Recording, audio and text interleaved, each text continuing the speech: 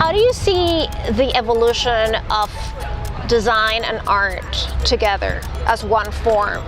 Because the boundaries are so blurred, and usually as we evolve, two things could happen. Either they separate completely or they keep melding even more. Well, I think that's a really interesting question, because I think currently they have two different purposes, at least in my view. I think design, because of technology, is being accessed much more to solve social problems, which I think is really interesting, to apply more of a design framework to things that have been thought about in very different ways. I think art is another way that we can communicate and experience and express our feelings without words. And it also has a very important function right now. What do you think is the future of retail and how people and how designers present and sell their clothes? I have always been shown a new way of thinking and doing things because of my interaction with young people. There are a group of young people that want to take a more intelligent approach to fashion, that they see it as clothes, as a material through which they can be creative and express their identity, experiment with different roles, and they are also concerned about the impact on the environment and also our own physical and emotional well-being. And I think these are the drivers. They are consumers. They are driving fashion to take on more social causes. They are thinking about how they're spending their money, and they're doing it in a purposeful way.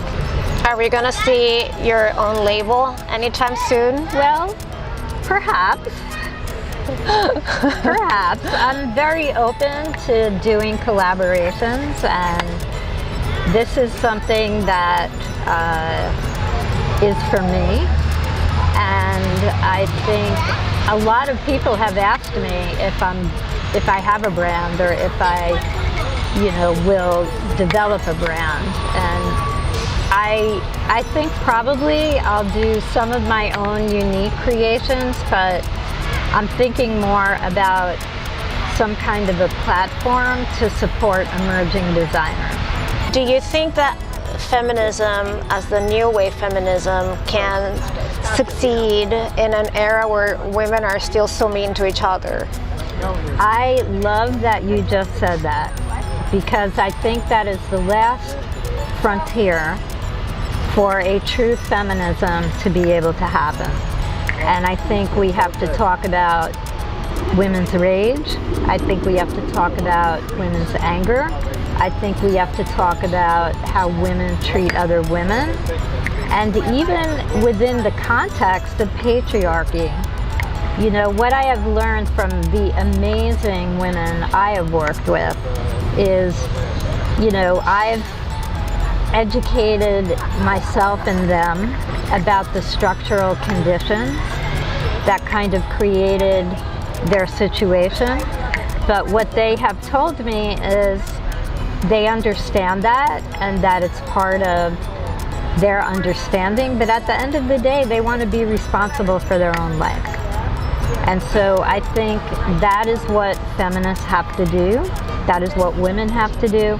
We have to take full responsibility for the good that we are, but also, some of the really awful things that we have done to each other.